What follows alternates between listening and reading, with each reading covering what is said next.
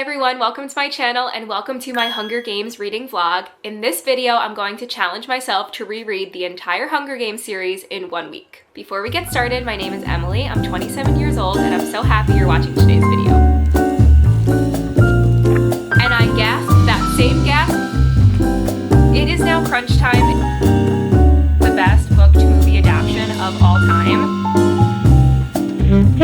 Okay, so let's get into it. I've been a Hunger Games fan since middle school, but I've actually never reread the books. I think it's finally time to do so because Sunrise on the Reaping comes out later this month. And if you didn't know, Sunrise on the Reaping is the newest release in the Hunger Games universe, and it is a prequel. It takes place 25 years before the events of the original trilogy, and it follows Haymitch and his Quarter Quell Hunger Games. With that being said, I don't have a ton of time to reread this series before the release and before I leave for a trip next week, so I'm challenging myself to reread this entire series over the next 7 days. This video will be full of spoilers, so if you've never read the series or watched the movies or you don't know what the story is about, I wouldn't recommend watching this video just yet, but come back to it once you've reread the books because this series is one of my favorites of all time. Okay, so my target goal is to reread the original trilogy over the next 7 days, but if I can, I would like to squeeze in A Ballad of Songbirds and Snakes. I don't have to reread that one because I did read it pretty recently. I think I read it 2 years ago and I've recently watched the movie,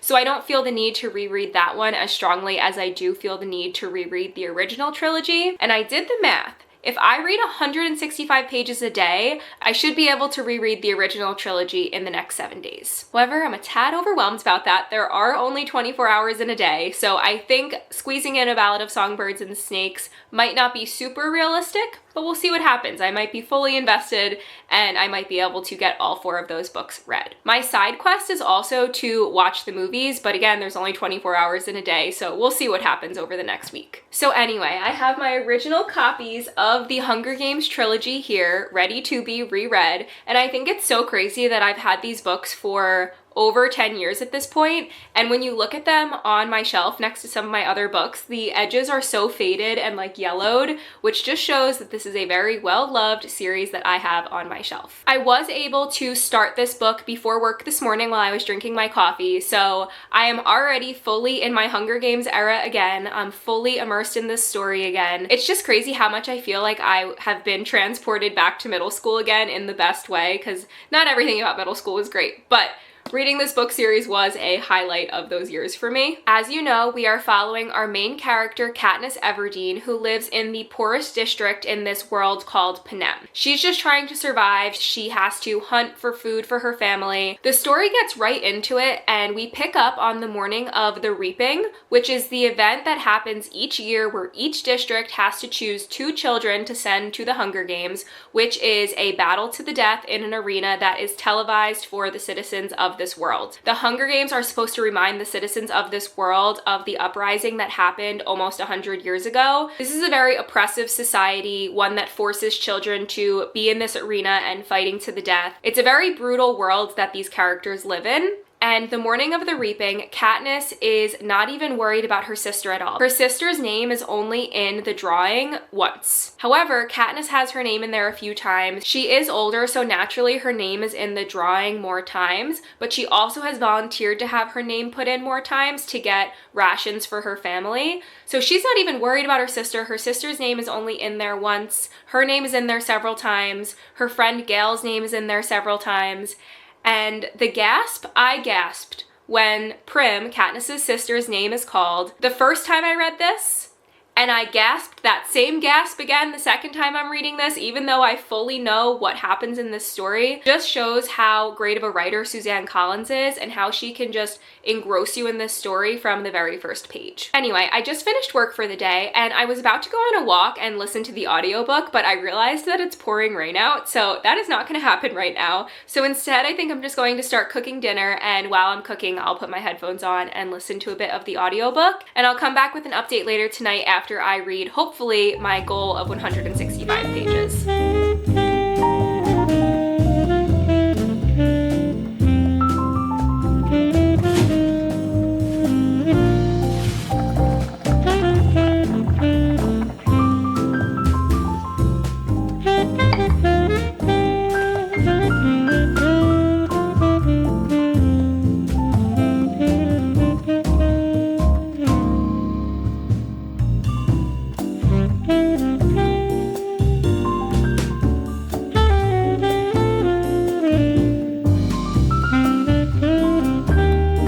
It's the next day now, and before I get on my computer to start work, I just wanted to come on and give a quick Hunger Games update. So last night I was able to get to page 172, so I did reach my goal for my daily page count.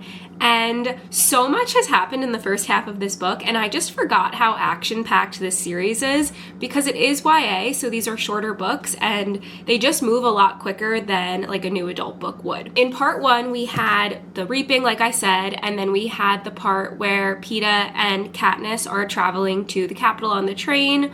We saw them training. We had the scoring session that the tributes have with the game makers and where they show their strengths, and Katniss got the highest score out of everyone. And then of course we get to the interview and Katniss goes first. She's wearing her dress with the flames on it, and then Peeta gets up there and is telling Caesar Flickerman that he doesn't have a chance with the girl that he's been in love with because she came to the games with her. So that bomb dropped, and I remember the first time I read that, it was so shocking. It was such a good twist, and it still is. I was able to read a few chapters in the next part of the book, which is getting into the actual Hunger Games. So far we were able to see the part where Katniss is hiding in the tree and she realizes that Peeta is working with the careers. So a lot has happened in only a short 172 pages.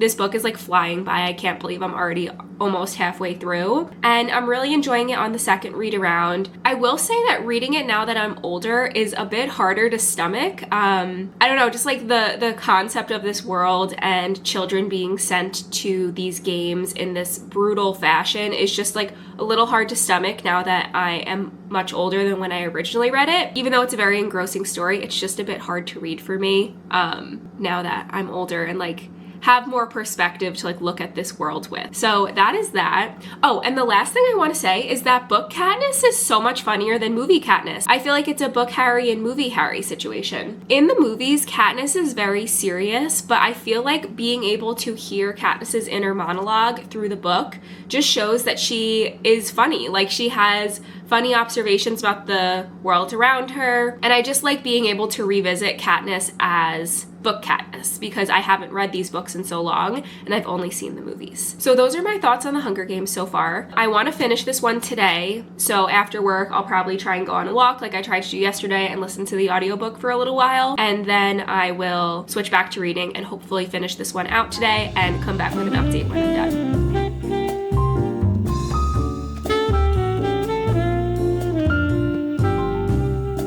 Okay, hello everyone. I finished the Hunger Games last night and I'm starting the Catching Fire audiobook right now. I'm walking into the city to head to a comedy show, but the comedy show is right by the Ripped Bodice, so I think I'm gonna stop there too. But I will come back with my, oh, I almost tripped. I will come back with my thoughts on Hunger Games later, probably tomorrow morning. Okay, bye.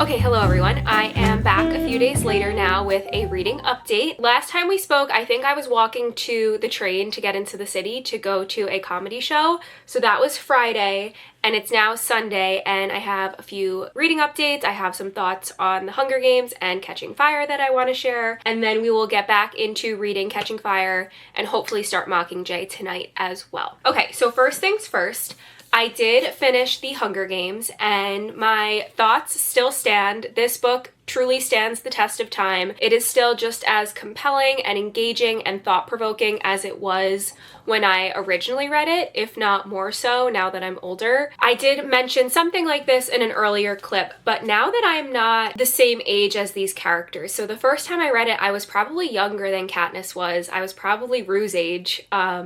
So it felt different when I read it the first time around, and now that I'm older and I have more perspective, it's just a different reading experience because I think about how these are literally children in the arena and what they're going through and how brutal and oppressive the world that they live in is, and how much Panem is truly a dystopian society. So that's just one thing that I find very interesting upon my reread, is just like how my thoughts have changed and the different perspectives that I'm bringing to it now that I'm much older. So that's the first thing. But the second thing is this story is just as riveting as it was the first first time around. When the different twists throughout this book happen, I'm just as... the sun is going behind a massive cloud right now. But back to the book, my favorite parts are still my favorite parts, and I really just love having Katniss's inner monologue as opposed to just like watching the movie, because anytime I usually get the Hunger Games itch, I just rewatch the movies. As I mentioned in one of the other clips, that book Katniss is very different than movie Katniss.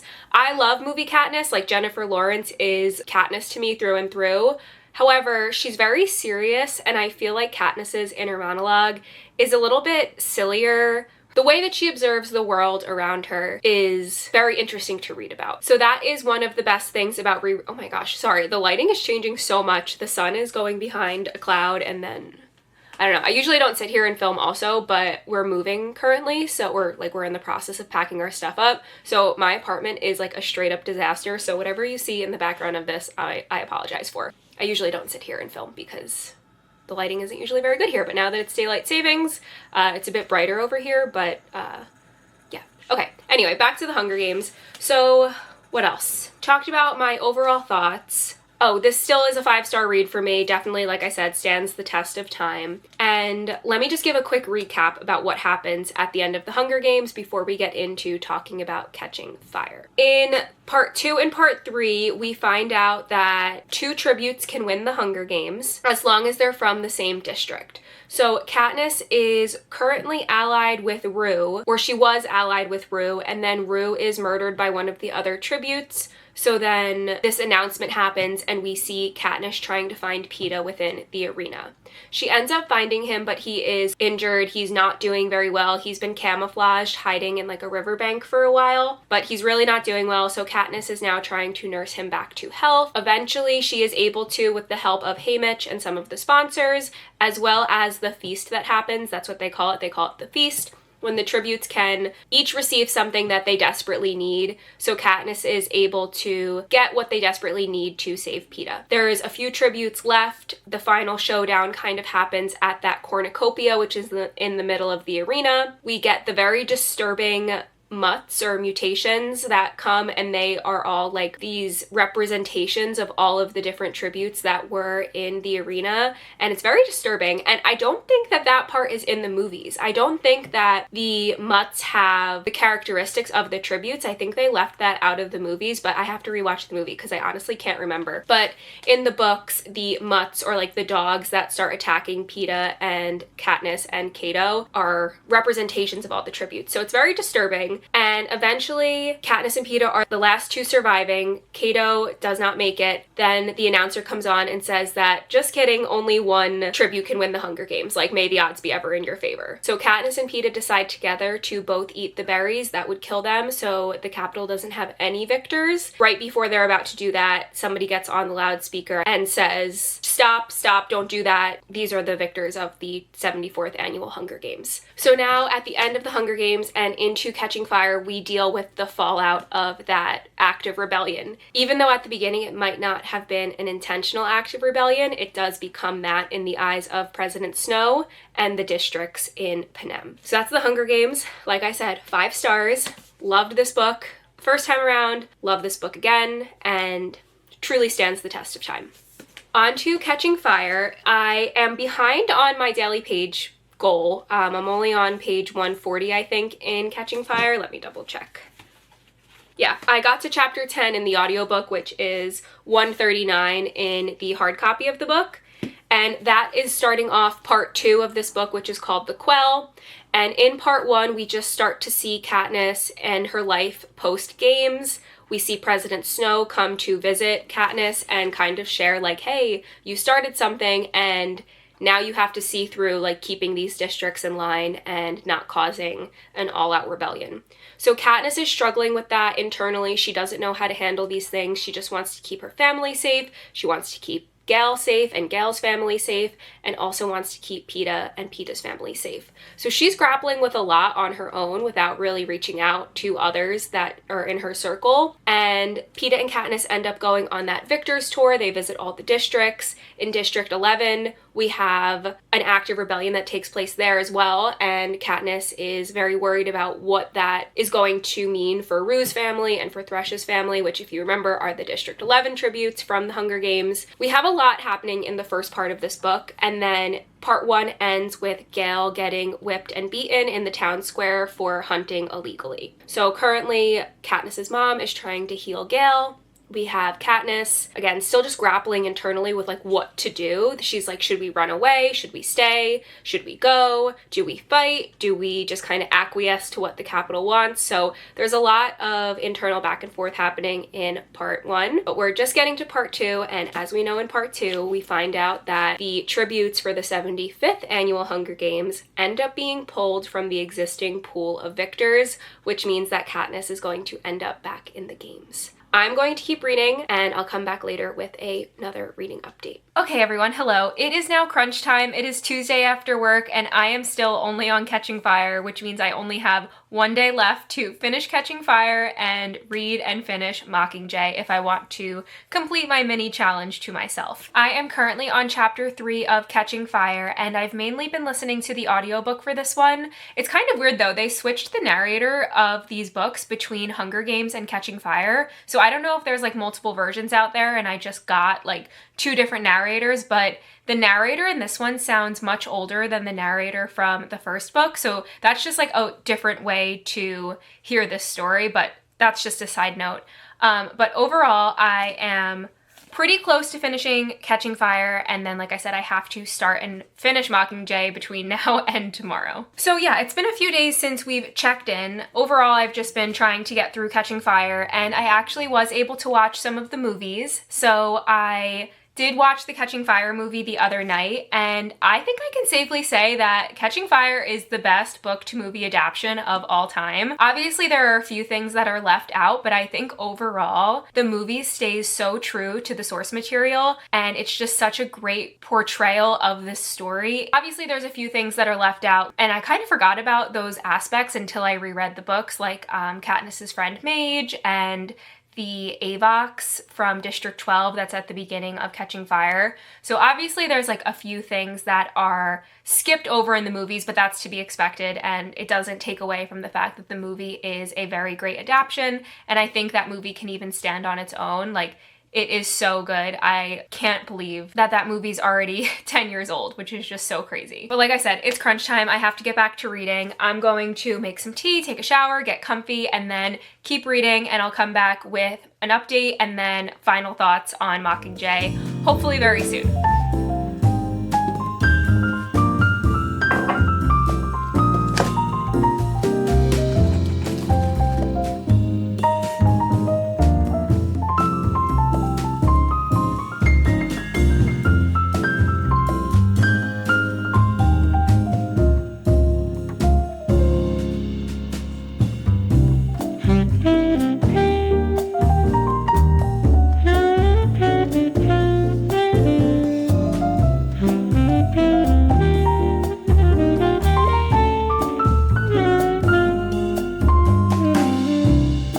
Okay everyone, I am back, and I know I do not have video proof for it, but I did finish Mockingjay during my 7-day reading challenge. Things got really busy, so I was constantly just trying to squeeze in a few pages in between things I had to get done, and while I was trying to do other things, so I was multitasking a lot, and I was able to finish Mockingjay within a 24-hour period. So within all 7 days, I did complete my reading challenge and finished all of the books that I wanted to read. I did start this vlog off really strong with footage, and it kind of quickly went downhill, but I finished the books, and that is the most important part. Anyway, I'll give some quick thoughts on Mockingjay before I wrap this vlog up. Personally, I think this is probably the heaviest book in the series topic-wise. It covers a lot of things like Katniss's struggle to kind of find herself after the ending of Catching Fire. Oh, I don't think I talked about the ending of Catching Fire either.